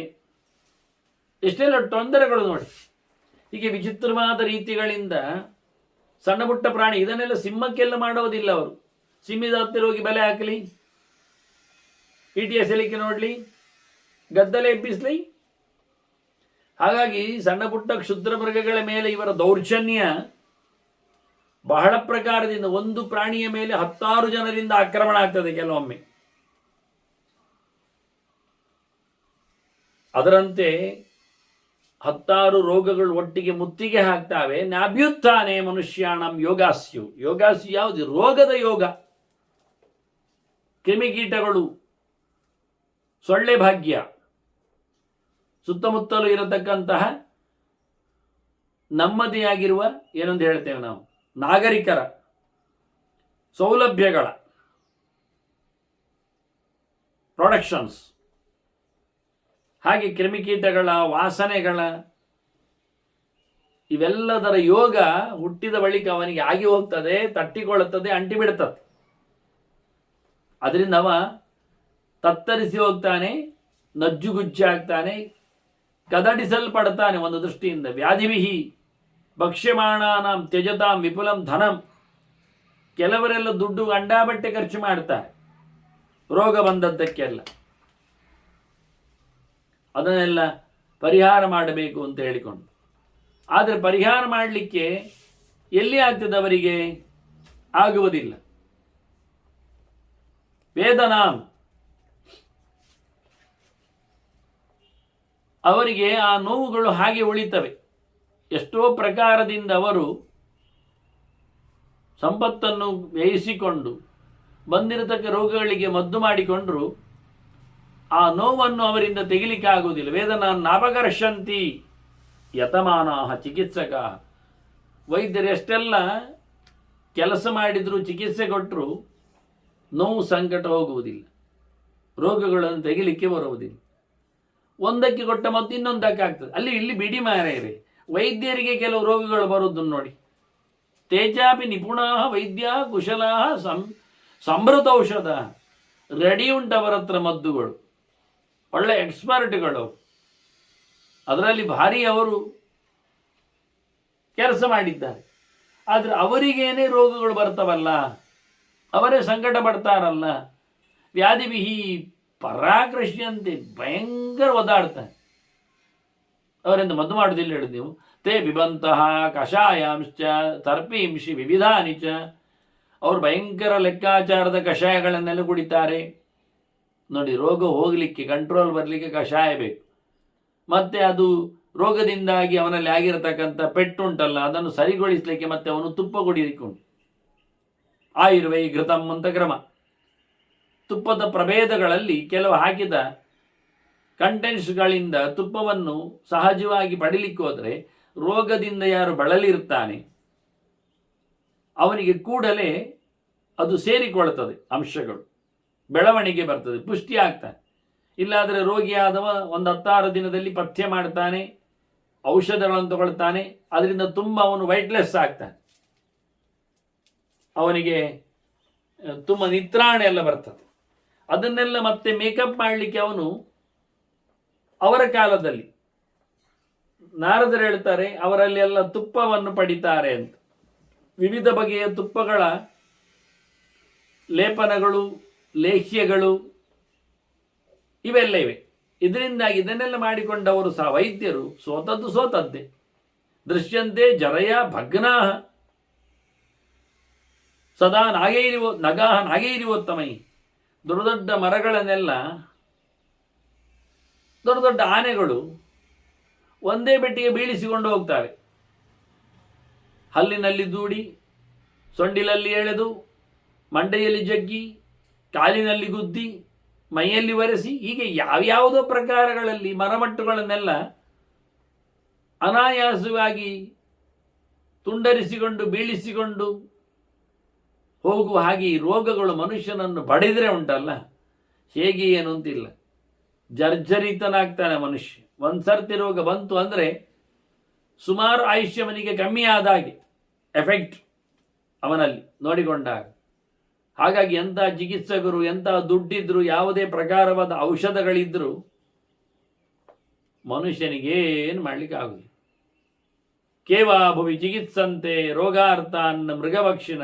ಇಲ್ಲಿ ನೋಡಿ, ಈಚೆ ಪ್ರಾಣಿ ಪಕ್ಷಿಗಳಿಗೆಲ್ಲ ರೋಗ ಬರುವುದಿಲ್ವ? ಬರ್ತದೆ. ಯಾರು ಅವರಿಗೆ ಚಿಕಿತ್ಸೆ ಮಾಡೋದು? ಎಲ್ಲಿ ಉಂಟು ಅವರಿಗೆ ಮದ್ದು ಮಾಯ? ಎಲ್ಲಿಂಟು? ರೆಸ್ಟ್ ವ್ಯವಸ್ಥೆ ಹೇಗಿದೆ? ಯಾರು ಕೊಡ್ತಾರೆ ಅವರಿಗೆ? ಏನು ನಡೀತದೆ? ಅದಕ್ಕೆ ಹೇಳಿದ್ದು ಮನುಷ್ಯನಿಗೆ ಮಾತ್ರ ಪೆಟ್ಟು ಬಿಡೆ ಅಂತ. ಪ್ರಾಣಿ ಪಕ್ಷಿಗಳು ಆರಾಮ. ಶ್ವಾಪದಾನಿ ದರಿದ್ರಾಂಶ್ಚ ನೋಡ್ಲಿಕ್ಕೆ ಹೋದರೆ ಪ್ರಾಯೋ ನಾರ್ತಾಭವಂತಿತೆ. ಸತ್ಯ ಹೇಳುವುದಾದರೆ ಕ್ರಿಮಿಕೀಟಗಳಿಗೆ, ಪ್ರಾಣಿ ಪ್ರಪಂಚಗಳಿಗೆ, ನರಿನಾಯಿಗಳಿಗೆಲ್ಲ ರೋಗವೇ ಇಲ್ಲ ಅಂತ ಅರ್ಥ. ಅದರೊಟ್ಟಿಗೆ ದರಿದ್ರರಿಗೂ. ಅದರಿಂದ ರೋಗ ಯಾರಿಗೆ ಕೇಳಿದರೆ ಶ್ರೀಮಂತರಿಗೆ ಅಂತ ಅರ್ಥ. ದುಡ್ಡಿದ್ದವರಿಗೆ ರೋಗ, ಅದು ದುಡ್ಡಿನ ರೋಗ. ಬಡವರಿಗೆ ಹಿಂದೆ ಹೇಳಿದ್ನಲ್ಲ ವ್ಯಾಸರೇ, ಕಾಷ್ಟಮಸ್ಮಾಭಿಜೀರ್ಯತೆ ಅಂತ. ಅವರು ಮಣ ತಿಂದು ಮರ ತಿಂದರೂ ಬದುಕ್ತಾರೆ ಅಂತ. ಇವರಿಗೆಲ್ಲ ಬಿಸಿ ಮಾಡಬೇಕು, ತಣಿಸಬೇಕು, ಅದನ್ನು ಪ್ಲಾಸ್ಟಿಕಿನಲ್ಲಿ ಹಾಕಿಡಬೇಕು, ಎಲ್ಲ ಗಮ್ಮತ್ತೇಳಿ ಭಾಳ ಕಷ್ಟ ಉಂಟು ಇವರದ್ದು. ಊಟೋಪಚಾರಗಳೆಲ್ಲ ನೋಡಿಕೊಂಡ್ರೆ ಅವರದ್ದಾಗಲ್ಲ, ಎಂಥದ್ದಾದರೂ ಆಗ್ತದೆ. ಹಾಗಾಗಿ ಇಂಥವರಿಗೆಲ್ಲ ರೋಗ ಇಲ್ಲ ಅಂತಲೇ ಹೇಳಬೇಕು ಅಂತ ಕಾಣುತ್ತದೆ ಅಂತಾನೆ. ಏನು ವಿಚಿತ್ರವಾದ ಪ್ರಪಂಚ ನೋಡು ಅಂತಾನೆ. ಯಾರ್ಯಾರು ಊರಿನವರು ಸಾಯ್ತಾರೆ, ಪೆಡು ತಿಂತಾರೆ. ಊರು ಬಿಡುಮಾರೆಯ ಭಾರಿ ಜೋರುಳ್ಳ ಕಂಡಾಬಟ್ಟೆ ಪವರುಳ್ಳ, ಎಂತ ಬೇಕಾದರೂ ವ್ಯವಸ್ಥೆ ಮಾಡಿಕೊಳ್ಳ ಪೌರಾಣವೇ ನೃಪದೀನ್ ರಾಜರನ್ನು ಸಹ ಬಿಡುವುದಿಲ್ಲ. ಇದು ಆಕ್ರಮ್ಯ ರೋಗ ಖಾದಂತೆ. ಮನುಷ್ಯ ತಿಳ್ಕೊಂಡಿದ್ದಾನೆ ತಾನು ಎಲ್ಲವನ್ನು ಮುಕ್ಕುವುದು ತಿನ್ನುವುದು ಅಂತ. ನಿಜವಾಗಿ ಹೇಳಿದರೆ ಅಲ್ಲ ಅಂತಾರೆ. ರೋಗಗಳು ಮನುಷ್ಯನನ್ನು ನುಂಗ್ತವೆ, ಗುಳಂ ಮಾಡ್ತದೆ. ಸಣ್ಣ ಸಣ್ಣ ರೋಗಗಳಿರ್ತವೆ, ಒಳಗೆ ಪ್ರವೇಶ ಮಾಡ್ತವೆ, ಹೋಗಲಿಕ್ಕೆ ಕೇಳುವುದೇ ಇಲ್ಲ. ಯಾವುದಾದ್ರೂ ಮದ್ದುಗಳನ್ನು ಮಾಡಿದರೆ, ಚಿಕಿತ್ಸೆ ನಡೆಸಿದರೆ ಅದನ್ನು ಚೆನ್ನಾಗಿ ಸವಿದು ತಿಂದು ಗಟ್ಟಿಯಾಗಿ ಬಿಡುತ್ತದೆ. ನಾವೇ ಅವುಗಳನ್ನು ಪೋಷಿಸಿದಾಗೆ ಕಾಣುತ್ತದೆ ಅಷ್ಟೇ, ಮತ್ತೆಂತ ಮಾಡುವುದು? ಕೊಟ್ಟ ಮದ್ದುಗಳನ್ನು ಕುಡಿದೇ ರೋಗಗಳು ಉದ್ಭವಗೊಳ್ತವೆ. ಆ ಒಳಗಿನ ರೋಗಾಣುಗಳು, ಬ್ಯಾಕ್ಟೀರಿಯಾಗಳು ಹಾಕಿದ ಮದ್ದಿನಲ್ಲಿ ಬಹಳ ಖುಷಿಪಟ್ಟು ತೇಲಾಡಿಕೊಂಡು ಓಲಾಡಿಕೊಂಡು ಗಟ್ಟಿ ಬೆಳೆದುಕೊಂಡು ಸಂತಾನ ಅಭಿವೃದ್ಧಿ ಮಾಡುತ್ತಾ ಒಂದು ಒಳಗೆ ಪ್ರವೇಶ ಮಾಡಿದ ರೋಗಾಣು ನಾವು ಕೊಟ್ಟ ಔಷಧದಿಂದ ಸಾವಿರಗಟ್ಟಲೆ ಬೆಳೀತಾವೆ ಒಳಗೆ. ಹೇಗೆ ಓಡಿಸುವುದು ಅವುಗಳನ್ನು? ಆಗೋದಿಲ್ಲ. ಕೆಲವೊಮ್ಮೆ ಔಷಧಗಳನ್ನು ತಗೊಳ್ಳುವುದು ನಿಲ್ಲಿಸಿದಾಗ ಕೆಲವೊಮ್ಮೆ ಸಾಯ್ತಾವೆ. ಹೇಗೆ ಗೊತ್ತುಂಟ? ನೀವು ಯಾವುದೋ ಒಂದು ರೋಗಾಣು ಪ್ರವೇಶ ಆಗಿದೆ ಹೇಳಿದ್ರಿ ಅಲ್ಲ, ಅದಕ್ಕೆ ಯಾವುದೋ ಒಂದು ಕಷಾಯವೋ ಮಾತ್ರೆಯೋ ಮದ್ದೋ ಥೆರಪಿಯೋ ಮಾಡಿದ್ರಿ ಅಲ್ಲ, ಅದಕ್ಕೆ ತಾಗಲಿಲ್ಲ. ಅದರ ಬದಲಿಗೆ ಅದನ್ನು ಉಪಯೋಗಿಸಿಕೊಂಡು ಅದು ಬೆಳೆಯಿತು, ವೃದ್ಧಿ ಆಯಿತು, ಕಂಡಾಬಟ್ಟೆ ಆಯಿತು. ಈಗ ಏನಾಗ್ತದೆ ಕೇಳಿದರೆ, ಒಂದು ಇದ್ದಾಗ ಅದು ಸಾಯುವುದಿಲ್ಲ, ಅದು ತಪ್ಪಿಸಿಕೊಳ್ಳುತ್ತದೆ, ಅದು ಓಡಾಡಿ ಬಿಡುತ್ತದೆ, ಅದು ಹೇಗಾದರೂ ಬದುಕಲು ಪ್ರಯತ್ನಿಸ್ತದೆ. ಹೀಗೆ ಕಂಡಾಬಟ್ಟೆ ಆದಾಗ ಉಂಟಲ್ಲ, ಇದರಲ್ಲೊಂದು ಸೀಕ್ರೆಟ್ ಉಂಟು, ರಹಸ್ಯ. ಏನು ಕೇಳಿದರೆ, ಸಡನ್ ಆಗಿ ಆ ಮದ್ದನ್ನು ಯಾವುದನ್ನು ಮಾಡ್ತಾ ಇದ್ದೀರಿ ಥೆರಪಿಯನ್ನು ಅದನ್ನು ನಿಲ್ಲಿಸಿಬಿಡಬೇಕು. ನಿಲ್ಲಿಸಿದಾಗ ಏನಾಗ್ತದೆ ಅಂದರೆ, ಒಳಗೆ ಕೂತವುಗಳಿಗೆ ದಿನಾ ಬರ್ತಾ ಇದ್ದದ್ದು ಅದನ್ನು ತಿಂದುಕೊಂಡು ತೇಗಿಕೊಂಡವುಗಳೇನು ಸಂಭ್ರಮಿಸ್ತಾ ಇದ್ದವು, ಇವತ್ತು ಅವುಗಳು ಇಲ್ಲಾಗಿದೆ. ಇಲ್ಲಾದಾಗ ಅವುಗಳಿಗೆ ಕಂಗಾಲಾಗ್ತದೆ. ಎಲ್ಲಿಯೋ ಏನೋ ಹೆಚ್ಚು ಕಡಿಮೆ ಆಗಿದೆ ಅಂತ ಸ್ವಲ್ಪ ಭಾಸ ಆಗ್ತದೆ, ಸ್ವಲ್ಪ ಸುಮ್ಮನೆ ಕೂತ್ಕೊಳ್ತಾವೆ. ಮತ್ತೊಂದು ಡೋಸೇಜಿನ ಹೊತ್ತು ಬಂದಾಗ ಇಲ್ಲಾದ ತಕ್ಷಣ ಅವುಗಳು ಗಿರ್ಮಿಟ್ ಆಗ್ತವೆ. ಅವುಗಳಿಗೆ ಒಳಗಿನ ರೋಗಾಣುಗಳು ರಾಶಿಗಟ್ಟಲೆ ಉಂಟಲ್ಲ, ಒಂದು ಸರ್ತಿ ಇನ್ನೊಮ್ಮೆ ಇವತ್ತು ಬರತಕ್ಕಂಥ ಔಷಧ ಇಲ್ಲ, ಅದಕ್ಕೆ ಡ್ರಗ್ಸ್ ಇದ್ದಾಗ ಅದು ಡ್ರಗ್ಸೇ ತಾನೆ, ಅಡಿಕ್ಟೆಡ್. ಈಗ ಅದು ರೋಗಾಣುಗಳು ಇಲ್ಲ ತಕ್ಷಣ ಅವುಗಳು ಒಂದರ ಮೇಲೆ ಒಂದು ಮುಗಿ ಬೀಳುತ್ತವೆ, ಅವುಗಳ ಮೇಲೆ. ನಾನು ಹೇಳಿದ್ದಲ್ಲ, ಒಂದೇ ಇದ್ದರೆ ಎಂಥದಾಗುವುದಿಲ್ಲ, ಸುಮ್ಮನೆ ಬಚ್ಚಿಟ್ಟು ಕೂತ್ಕೊಳ್ತದೆ. ಸುಮಾರಿದ್ದಾಗ ಒಂದರ ಮೇಲೆ ಒಂದು ಕಿಡಿಕಾರಿ ಹರಿಹಾಯ್ದು ಸರ್ವನಾಶ ಮಾಡಿ ಬಿಡ್ತವೆ. ಟ್ರಿಕ್ಸ್, ಬಹಳ ಸಣ್ಣ ಉಪಾಯ, ಎಲ್ಲ ಇಲ್ಲ ಆಗ್ತದೆ.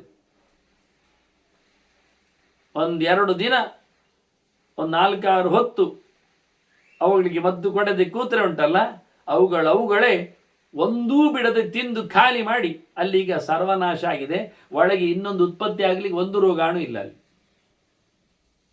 ಇದು ಒಂದು ರೀತಿಯ ಥೆರಪಿ ವಾಸ್ತವವಾಗಿ. ಹಾಗಂದ್ರೆ ಆಕ್ರಮ್ಯ ರೋಗಾಹ ಕಾದಂತೆ. ಎಲ್ಲರನ್ನು, ಎಂತಹ ದೊಡ್ಡ ರಾಜರನ್ನು ಸಹ, ಅವರಿಗೆ ರಾಜವೈದ್ಯರೇ ಇರ್ತಾರೆ, ಅವರಿಗೆ ಕೂತಲ್ಲಿ ಎದ್ದಲ್ಲಿ ಜನ ಇರ್ತದೆ, ವ್ಯವಸ್ಥೆ ಇರ್ತದೆ, ವಸ್ತುಗಳ ವ್ಯವಸ್ಥೆಗಳು ಇರ್ತವೆ. ಹಳ್ಳಿ ವೈದ್ಯರು, ನಾಟಿ ವೈದ್ಯರು, ಮತ್ತು ವಿದೇಶಿ ವೈದ್ಯರು, ಗಿಡಮೂಲಿಕೆಯವರು, ಮಾಟಮಂತ್ರದವರು, ಬಹಳಷ್ಟು ಪ್ರಕಾರದಲ್ಲಿ ಅವರಿರ್ತಾರೆ. ಆದರೂ ಅವರು ರೋಗದಿಂದ ಮುಕ್ತರಲ್ಲ, ಆಗಲಿಲ್ಲ. ಪ್ರಿಕಾಷನರಿ ಅವರಿಗೆ ಬೇಕಾದ ವ್ಯವಸ್ಥೆಗಳಿರ್ತವೆ. ಮುಂದಾಗಿ ಅವರು ಬೇಕಾದಂಥ ವ್ಯವಸ್ಥೆಗಳನ್ನು ಮಾಡಿಕೊಳ್ಳುತ್ತಾರೆ, ಆಹಾರಗಳಲ್ಲಿ, ಪದ್ಧತಿಗಳಲ್ಲಿ. ಆಗಲಿಲ್ಲ. ಪ್ರಾಣಿಗಳನ್ನು ಹಿಡಿದು ಜಜ್ಜಿ ತಿನ್ನುವಂತೆ ರೋಗಗಳವರನ್ನು ಮುತ್ತಿಗೆ ಹಾಕ್ತವೆ. ಪಶುಪಚಾಯಿವ ಅಂತ. ರೋಗಗಳಿಗೆ ರಾಜ ಅಂತ ಇಲ್ಲ, ಅವ ಸೇವಕ ಅಂತ ಇಲ್ಲ. ಈ ಅಂಥವನ್ನು ಅದು ಮುಕ್ಕಿ ಬಿಡುತ್ತದೆ. ಅದಕ್ಕೆ ಯಾರಿಗೆ ಗೊತ್ತು? ಅದಕ್ಕೆ ನಾನು ರಾಜ ಇದ್ದೇನೆ, ನನ್ನ ಐಡೆಂಟಿ ಕಾರ್ಡ್ ನೋಡು, ಎಲ್ಲ ಹೇಳಿದರೆ ರೋಗ ಕೇಳ್ತದ? ಎಂಥವರಿಗೂ ಒಂದು ನ ದದೇನ ನ ರಾಜ್ಯೇನ ನೋಗ್ರೇಣ ತಪಸಾ ತತ ಸ್ವಭಾವ ಮತಿವರ್ತಂತೆ ಯೇ ನಿಯುಕ್ತಾ ಶರೀರಿನ. ಈ ದೇಹವನ್ನು ಹೊತ್ತ ಬಳಿಕ ನೀವು ಎಂತ ಮಾಡಿದ್ರೂ ನಿಮ್ಮನ್ನು ತಪ್ಪಿಸಿಕೊಳ್ಳಿಕ್ಕೆ ಆಗುವುದಿಲ್ಲ. ಏನಾಗಬೇಕೋ ಅದು ಆಗ್ತದೆ. ದೇಹದ ಪರಿಸ್ಥಿತಿ ಏನು, ಪ್ರಕೃತಿ ಹೇಗೆ, ಅದಕ್ಕೆ ಅನುಗುಣವಾಗಿ ಆಗಿಯೇ ಆಗ್ತದೆ. ದುಡ್ಡು ಕೊಟ್ಟ ನಂತರ ಏನು ಚಳಿ ಕಮ್ಮಿ ಆಗ್ತದ? ಇಲ್ಲ. ಜ್ವರ ಓಡಿ ಹೋಗ್ತದ? ಇಲ್ಲ. ರಾಜ್ಯ ಉಂಟು ಹೇಳಿದ ತಕ್ಷಣ ದೊಡ್ಡ ಜನ ಆಗ್ತಾನ? ಬಹಳ ಕಠೋರವಾದ ತಪಸ್ಸು ಮಾಡಿದ್ರೆ ಏನಾದರೂ ನಿಲುಗಡೆ ಮಾಡಲಿಕ್ಕೆ ಬರ್ತದ? ಇಲ್ಲ ಅಂತಾರೆ. ಯಜ್ಞ, ದಾನ, ತಪಸ್ಸು ಇದು ಯಾವುದು ಸಹ ಅವನ ಯೋಗ್ಯತೆಗೆ ತಕ್ಕುದಾಗಿ ಕೆಲಸ ಮಾಡ್ತದ ಹೊರತು ದಾಟಿಸುವುದಿಲ್ಲ. ಒಬ್ಬ ಅಯೋಗ್ಯ ಕೊಲೆಗಾರ ಅವನು ಬಹಳ ದೊಡ್ಡ ಮಟ್ಟಿನಲ್ಲಿ ಯಜ್ಞ, ಯಾಗ ಎಲ್ಲ ಮಾಡಿದ ತಕ್ಷಣ ಅವನು ಒಳ್ಳೆಯವನಂತಾಗ್ತಾನ? ಆಗುವುದಿಲ್ಲ. ಅವನ ಸ್ವಭಾವ ಅದನ್ನು ಒಳ್ಳೆಯದು ಮಾಡಲಿಕ್ಕೆ ಬರುವುದಿಲ್ಲ. ಒಂದೊಮ್ಮೆ ನಮಗೆ ನಾವೇ ಸಾಮರ್ಥ್ಯ ಉಂಟು ಎಲ್ಲ ಅಂತ ಆಗಿದ್ರೆ ನಾವು ಸಾಯ್ತಿದ್ದೇವ? ಮುದುಕರಾಗ್ತಿದ್ದೇವ? ನಮ್ಮ ಬಯಕೆಗಳೆಲ್ಲ ಈಡೇರದೆ ಹೋಗ್ತಿದ್ವಾ? ಬೇಡದಿದ್ದದನ್ನು ಪಡೆಯುವುದಾಗಲಿ, ಬೇಕಾದನ್ನು ಪಡೆಯದೇ ಇದ್ದಾಗಲಿ ನಾವು ಆಗ್ತಿದ್ದೇವ? ಇಲ್ಲ. ಮನುಷ್ಯನಿಗೆ ಅವನು ಮಾಡಿದ ಕರ್ಮದ ಫಲವೇ ಬೇಕಾದಾಗ ಅದು ಅಭಿವ್ಯಕ್ತಿ ಮಾಡ್ತದೆ, ಬೇಕಾದಾಗ ಕೊಡದೂ ಇರ್ತದೆ. ಉತ್ಥಾನಸ್ಯ ಫಲೇ ಸತಿ, ಉತ್ಥಾನಸ್ಯ ಫಲೇ ಅಸತಿ. ಎರಡು. ಕರ್ಮ ಫಲ ಕೊಡಲಿಕ್ಕೆ ಶುರು ಮಾಡಿತಾ ಎಂಥದ್ದು ಮಾಡಲಿಕ್ಕೆ ಆಗುವುದಿಲ್ಲ. ಕರ್ಮ ಫಲ ಇವತ್ತು ಕೊಡೋದಿಲ್ಲವ, ಎಂಥದ್ದು ಮಾಡಲಿಕ್ಕೆ ಆಗುವುದಿಲ್ಲ. ನಮ್ರಿಯೇರನ್ ನ ಜೀರಿಯೇರನ್ ಸರ್ವೇಸ್ಯೂ ಸರ್ವಕಾಮಿನಃ. ಒಂದೊಮ್ಮೆ ಅವರು ಮಾಡಿದ ಕರ್ಮಗಳಿಗೆಲ್ಲ ಫಲ ಉಂಟು, ಈಗಲೇ ಸಿಗ್ತದೆ ಅಂತಾಗಿದ್ರೆ ಯಾವನೊಬ್ಬ ಸಾಯ್ತಾನೇ ಇರಲಿಲ್ಲ. ದಿನಾ ಮೃತ್ಯುಂಜಯ ಹೋಮ ಮಾಡ್ತಿದ್ದವ. ನ ಜೀರಿಯೇರನ್, ದಿನ ಅವ ವಾಜೀಕರಣ ಪದ್ಧತಿಯಲ್ಲಿ ಚಿಕಿತ್ಸೆ ನಡೆಸಿಕೊಡ್ತಿದ್ದ, ಮುದುಕನೇ ಆಗ್ತಿರಲಿಲ್ಲ. ಅವರು ಹೇಳಿದ ಹಾಗೆ ಕಪ್ಪು ಕೂದಲು ಬರ್ತದೆ, ನರೆಗಡ್ಡೆಗಳೆಲ್ಲ ಹೋಗ್ತದೆ, ಸುಕ್ಕುಗಳೆಲ್ಲ ಅಡಗಿರ್ತದೆ. ಈ ಮುಲಾಮ್ ಹಚ್ಚಿ, ಆ ಗಿಡಮೂಲಿಕೆ ಅದ್ದಿ, ಈ ರೀತಿಯಾಗಿ ಬೆರಳು ಮಡಿಸಿ ಬೆರಳು ತೆಗೀರಿ ಎಲ್ಲ ಹೇಳಿದರೆ ಹಾಕ್ತಾನೆ ಆಗಿದ್ರೆ ಯಾರ ಮೋರೆಯಲ್ಲಿ ಯಾವತ್ತೂ ಮುದ್ದಿತನ ಬರುತ್ತಿರಲಿಲ್ಲ. ಎಷ್ಟು ದುಡ್ಡು ಕೊಡ್ತಾ ಆದರೂ ಅವರು ಅದನ್ನು ಮಾಡಿಕೊಳ್ತಿದ್ರು. ಆದರೆ ಆಗುವುದಿಲ್ಲ ಅಂತ. ಎಂತ ಮಾಡಿದ್ರೂ ಮೋರೆಯಲ್ಲಿ ಬರತಕ್ಕ ನೆರಿಗೆಯನ್ನು ತೆಗಿಲಿಕ್ಕೆ ಆಗುವುದಿಲ್ಲ, ಮುದಿತನವನ್ನು ಓಡಿಸ್ಲಿಕ್ಕೆ ಬರುವುದಿಲ್ಲ, ಸಾವನ್ನು ನಿಲ್ಲಿಸಲಿಕ್ಕೆ ಆಗುವುದಿಲ್ಲ. ಯಾವೊಬ್ಬನು ಅವನು ಪಡೆದ ಕಾಮನೆಗಳಿಗೆ ಅವನು ಪರಿಪೂರ್ಣ ಅನಿಸಿಕೊಳ್ಳುವುದೇ ಇಲ್ಲ. ನಾಪ್ರಿಯಂ ಪ್ರತಿಪದ್ಯೇಯು, ಯಾರೂ ತಾವು ಅಪ್ರಿಯವಾದದ್ದನ್ನು ಖಂಡಿತವಾಗಿ ಪಡೆದಿರಲಿಕ್ಕೇ ಇಲ್ಲ. ಕರ್ಮಫಲ ಕೊಡದೆ ಹೋದಲ್ಲಿ ಅದ ಕರ್ಮಫಲ ಕೊಡುತ್ತೇನೆ ತಾದಿದ್ರೆ ಒಳ್ಳೆ ಕೆಲಸ ಮಾಡ್ತದೆ ಅಂತಲೂ ಇಲ್ಲ, ಕೆಟ್ಟ ಕೆಲಸ ಮಾಡುವುದಿಲ್ಲ ಅಂತಲೂ ಇಲ್ಲ.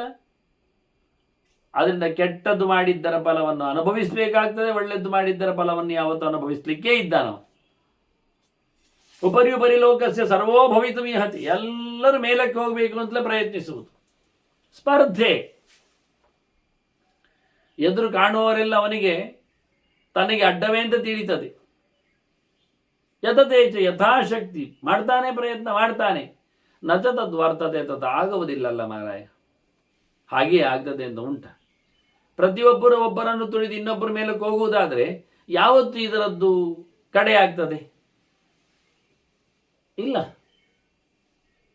ಲೋಕದಲ್ಲಿ ಎಂಥವರನ್ನು ಯಾರೂ ಸಹ ಉಪಾಸನೆ ಮಾಡಿದ್ದುಂಟು, ಅಡಿಯಾಳಾಗಿ ಕೂತದ್ದುಂಟು. ಐಶ್ವರ್ಯ ಮದಮತ್ತಾಂಶ್ಚ ಮತ್ತಾನ್ ಮದ್ಯ ಮದೇನಶ, ದುಡ್ಡಿನ ಅಮಲುಳ್ಳವರನ್ನು ಸಹ, ಕುಡಿದು ವಾಲುತ್ತಿರುವವರನ್ನು ಸಹ, ಅಪರಮತ್ತಾಶ್ಚ ಶೂರಾಶ್ಚ ವಿಕ್ರಾಂತ ಪರಿಭಾಸತೆ. ಎಂಥ ಒಳ್ಳೆಯವರು, ಎಂಥ ಪರಾಕ್ರಮಿಗಳು, ಎಂಥ ಬುದ್ಧಿಮಂತರು ಅವರ ಅಡಿಯಾಳಾಗಿ ಅಲ್ಲಿ ಕೆಲಸ ಮಾಡಿದ್ದು ಕಾಣ್ತದೆ. ಎಂತ ಹೇಳ್ತಿದ್ದಕ್ಕೆ? ದುಡ್ಡು, ದೊಡ್ಡತನ, ಎಂತ ಮಾಡಲಿಕ್ಕೆ ಆಗುವುದಿಲ್ಲ. ಮನುಷ್ಯನ ಕತೆ ಆಗಿ ಕ್ಲೇಶಾಹ ಪ್ರತಿ ನಿವರ್ತಂತೆ ಕೇಶಾಂಚಿತ್ ಅಸಮೀಕ್ಷಿತ. ಅವರು ಯಾವ ಪ್ರಕಾರದಲ್ಲಿ ಅದನ್ನು ಗಮನಿಸದಿದ್ದರು, ಗುರುತಿಸದಿದ್ದರು, ಚಿಕಿತ್ಸೆ ಮಾಡದಿದ್ದರು, ಅವರದ್ದು ನೋವು ನಲಿವುಗಳು ಸಂಕಟಗಳೆಲ್ಲ ಹೋಗ್ತವೆ. ನೋವು ಸಂಕಟ ಹೆಚ್ಚು ಕಡಿಮೆ ನಲಿವಲ್ಲ, ಇವೆಲ್ಲ ಹೋಗಿಬಿಡುತ್ತವೆ. ಅವ್ರು ಗಮನವೇ ಕೊಡಲಿಲ್ಲ ಅಲ್ಲಿಗೆ. ಹೌದಾ, ಆಯ್ತಾ, ತಾಗಿತ್ತ ಅಂತಾರೆ. ಇನ್ನು ಕೆಲವರು ಎಷ್ಟು ಗಮನ ಕೊಟ್ಟರು, ಎಂತ ಮಾಡಿದ್ರು ಅವರ ಗಾಯವಾಸಿ ಆಗುವುದಿಲ್ಲ. ಕೆಲವೊಮ್ಮೆ ಸಮಸ್ಯೆ ಹೋಗುವುದಿಲ್ಲ. ಸಣ್ಣ ಕೆಲವೊಮ್ಮೆ ಕೇಸ್ ಇರ್ತದೆ, 10-50 ವರ್ಷ ಆದರೂ ಕೋರ್ಟಿನಿಂದ ಹೊರಗೆ ಬರುವುದಿಲ್ಲ. ಅದಕ್ಕೆ ಬೀಲ ಸೇರಿ ಜುಟ್ಟು ಬಂದು ಅದಕ್ಕೆ ಇನ್ನೇನು ಕೊಂಬುಗಳು ಬೆಳೆದು ಹೋಗ್ತಾನೆ ಇರ್ತದೆ. ಘನಘೋರವಾದದ್ದು ಕೆಲವೊಮ್ಮೆ ಇರ್ತದೆ, ಕೆಲವೇ ತಿಂಗಳುಗಳಲ್ಲಿ ಮುಗಿದು ಹೋಗ್ತದೆ. ಚಾನ್ಸ್ ಅವನದ್ದು ಎಂತ ಗೊತ್ತಿಲ್ಲ, ಹಾಗೆ ಅಂತಾನೆ. ಹಾಗೆ ಕೆಲವು ದೇಹಕ್ಕೆ ದಾಟಿದ ಸಮಸ್ಯೆಗಳೆಲ್ಲ ಹಾಗೆ ಬದುಕಿನಲ್ಲಿ ಇಡೀ ಹೈರಾಣು ಮಾಡಿಬಿಡ್ತದೆ ಅವನನ್ನು. ಆ ಒಂದು ಸೋಂಕು ರೋಗ ಇದ್ದಾಗ ಎಂತ ಗೊತ್ತಿಲ್ಲ ಅಂತಾನೆ. ಸಂಸಂನ ಪುನರನ್ಯೇಷಾಂ ನ ಕಿಂಚಿತ್ ಅಧಿಗಮ್ಯತೆ. ಅವನದ್ದೇ ಅವನಿಗೆ ಎಂಥದ್ದು ಗೊತ್ತಾಗುವುದಿಲ್ಲ, ಸ್ವಲ್ಪ ಇದ್ದದ್ದು ಗೊತ್ತಾಗುವುದಿಲ್ಲ. ಕೆಲವೊಮ್ಮೆ ಎಷ್ಟು ದೊಡ್ಡ ತಾಪತ್ರಯಗಳು ಹೋಗಿಬಿಡ್ತಾವೆ. ಸಣ್ಣ ವಿಷಯವೂ ಸಹ ಕೆಲವೊಮ್ಮೆ ಅವನಿಗೆ ಕಾಲಿಗೆ ಎಡಗ್ತದೆ, ಗೊತ್ತಾಗುವುದಿಲ್ಲ, ಎಂತಾಯಿತು ಅಂತ ಗೊತ್ತಾಗುವುದಿಲ್ಲ. ಈ ಕರ್ಮಕ್ಕೆ ಫಲ ಎಂಥದ್ದು ಹೇಳಲಿಕ್ಕೆ ಬರುವುದಿಲ್ಲ. ಮಹಚ್ಚ ಫಲ ವೈಷಮ್ಯಂ ದೃಶ್ಯತೆ ಕರ್ಮ ಸಿದ್ಧಿಷು. ಕರ್ಮ ದಂಗಳದಲ್ಲಿ ನೋಡಿಕೊಳ್ಳಿಕ್ಕೆ ಹೋದರೆ ಸಮಾನವಾಗಿ ಇಲ್ಲವೇ ಇಲ್ಲ. ಭಯಂಕರ ವಿಷಮತೆ ಕರ್ಮತ್ತು. ಮಾಡಿದ್ದಕ್ಕೆ ಫಲ, ಮಾಡದೇ ಇದ್ದದ್ದಕ್ಕೆ ಫಲ ಇಲ್ಲ, ಹಾಗೇನಲ್ಲವೇ ಇಲ್ಲ. ಮಾಡಿದ್ರೂ ಫಲ ಬರದೇ ಇರ್ತದೆ, ಮಾಡದಿದ್ರೂ ಫಲ ಸಿಗ್ತದೆ. ಚೂರು ಮಾಡಿದ್ದಕ್ಕೆ ಜಾಸ್ತಿ ಸಿಗ್ತದೆ, ಜಾಸ್ತಿ ಮಾಡಿದ್ದಕ್ಕೆ ಚೂರು ಬರ್ತದೆ. ಸಮಕ್ಕೆ ಸಮ ಇರ್ತದೆ, ಸಮಕ್ಕೆ ಸಮ ಇಲ್ಲ, 0 ಆಗ್ತದೆ. ಎಂತ ಹೇಳಲಿಕ್ಕೆ ಬರುವುದಿಲ್ಲ. ಕರ್ಮತಂತ್ರದ ಫಲದ ಕತೆ ದೇವರಿಗೇ ಬಿಟ್ಟು. ಫಲಮತ ಉಪಪತ್ತೇ ಅಂತ ವ್ಯಾಸರು ಹೇಳಿಬಿಡ್ತಾರೆ. ಅಹಂ ಈ ಸರ್ವಯಜ್ಞಾನ ಭೋಕ್ತಾಚ ಪ್ರಭರೇ ವಚ ಕೃಷ್ಣ ಅಂದ. ಎಂತ ಮಾಡಿದ್ದಕ್ಕೂ ಒಡೆಯ ನಾನೇ, ಕೊಡುವುದು ನಾನೇ ಅಂದ ದೇವರು. ಯಾವಾಗ, ಏನು, ಎಷ್ಟು, ಹೇಗೆ, ಎಲ್ಲಿ ಕೊಡ್ತಾನೆ ಗೊತ್ತೇ ಆಗುವುದಿಲ್ಲ. ಇಷ್ಟು ಅಂದಾಜಿ ಆಗದಿದ್ದರೂ ಹೇಳುವುದನ್ನು ನಾವು ಬಿಡುವುದಿಲ್ಲ. ವಹಂತಿ ಶಿಬಿಕಾಮನ್ಯೇ ಯಾಂತ್ಯನ್ಯೇ ಶಿಬಿಕಾಗತ. ನೋಡಿ ಊರಲ್ಲಿ ಕೆಲವರು ಪಾಲಕಿ ಎತ್ತುತ್ತಾರೆ, ಕೆಲವರು ಪಾಲಕಿಯಲ್ಲಿ ಕೂತ್ಕೊಳ್ತಾರೆ. ನೋಡುವಾಗ ಕೋತಿ ಮುಸುಂಡಿರ್ತದೆ ಪಾಲಕಿಯಲ್ಲಿ ಕೂತವನಿಗೆ. ಎಂಥ ಯೋಗ್ಯತೆ ಇರುವುದಿಲ್ಲ. ನಿನ್ನೆ ಮೊನ್ನೆ ಅವನಿಗೆ ಜುಟ್ಟು ಕತ್ತರಿಸಿದಾಗೆ ಕಾಣ್ತದೆ. ಹೊತ್ತುಕೊಳ್ಳುವವರು ದೊಡ್ಡ ಜನ ಇರ್ತಾರೆ ಕೆಲವೊಮ್ಮೆ. ಎಂತ ಮಾಡು ಅಂತ. ಏನೋ ಎತ್ತರದಲ್ಲಿ ಕೂತವನು ಯಾವತ್ತೋ ಒಂದು ದಿನ ಮನೆ ಕಾಯುವ ಕೋಲು ಹಿಡಿದವನಾಗಿ ಬಿಡ್ತಾನೆ. ಎಂಥ ಅವಸ್ಥೆ, ಹೇಗಿರ್ತದೆ ಏನು ಗೊತ್ತಿಲ್ಲ. ಅದನ್ನು ಬಾಲಕಿಯಲ್ಲಿ ಕೂತ್ಕೊಳ್ಳುವುದು ಯಾರೋ, ಹೊತ್ಕೊಳ್ಳುವುದು ಯಾರೋ, ಯೋಗ್ಯತೆ ಏನೋ ಯಾರಿಗೊತ್ತು. ಉದಾಹರಣೆಗೆ ನೋಡಿ, ಅವ ಜಡಭರತ, ಅದ್ಭುತ. ಕೂತವರ ಹೂಗಣ, ರಾಜ ಅಂತ ಹೇಳಿಕೊಳ್ಳುವವ ದುರ್ಮಧಾಂಧ ಅಂತಾರೆ. ರಾಜಾಸ್ಮಿ ಸಿಂಧುಶ್ವಿತಿ ದುರ್ಮಧಾಂಧ, ಸಿಂಧು ದೇಶದ ನರೇಶ ಅಂತ. ಕೆಳಗೆ ಹೊತ್ತವ ಇಡಿಯ ಭರತ ಭೂಮಿಯ ಒಡೆಯ, ಭಗವಂತನ ಮಗ, ಹೆಗಲು ಕೊಟ್ಟಿದ್ದಾನೆ. ಎಂಥ ನಮೂನೆ, ಅರ್ಥವೇ ಆಗುವುದಿಲ್ಲ ಜಗತ್ತಿನ ಕತೆ. ಹೀಗೆ ಏರುಪೇರುಗಳು. ಸರ್ವೇಷಾಂ ವೃದ್ಧಿಕಾಮಾನಾಂ ಅನ್ಯೇರತ ಪುರಸ್ಸರಾಹ. ಎಲ್ಲರಿಗೂ ದುಡ್ಡು ಬೇಕು, ದುಡ್ಡು ಬೇಕು. ಕೆಲವರಿಗೆ ಮಾತ್ರ ಕಾರುಂಟು, ಜನ ಉಂಟು. ಎಂತ ಹೇಳ್ತೀರಿ? ಎಷ್ಟೋ ಜನರಿಗೆ ಗತ ಸ್ತ್ರೀಕಾ ಮನುಜಾಶ್ಚ, ಹೆಂಡತಿಯರಿಲ್ಲ. ಶತಶೋ ವಿಧವಾ ಸ್ತ್ರೀಯ, ಎಷ್ಟೋ ಜನರಿಗೆ ಗಂಡಸರು ಇಲ್ಲ. ದ್ವಂದ್ವ ರಾಮೇಶು ಭೂತೇಶು ಗಚ್ಚಂತಿ ಏಕೈಕ ಶೋಧರ. ಎಲ್ಲ ಹೀಗೆ ಸುಖ ದುಃಖಗಳ, ಜಯಾಪಜಯಗಳ, ಸೋಲು ಗೆಲುವುಗಳ, ಬೇಕು ಬೇಡಗಳ ರಾಶಿಯಲ್ಲೇ ಹೋಗುವರು.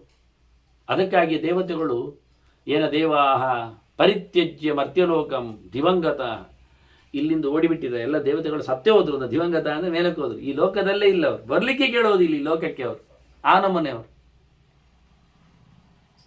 ಇಷ್ಟು ಹೇಳಿದಾಗ ಯೋಚನೆ ಮಾಡ್ತಾನೆ ಶುಕ. ನಾರದರು ಹೇಳಿದ್ದಕ್ಕೆ ಎಂಥದ್ದು ಮಾಡೋದು? ಪುತ್ರಧಾರೈಹಿ ಮಹಾನ್ ಕ್ಲೇಶ.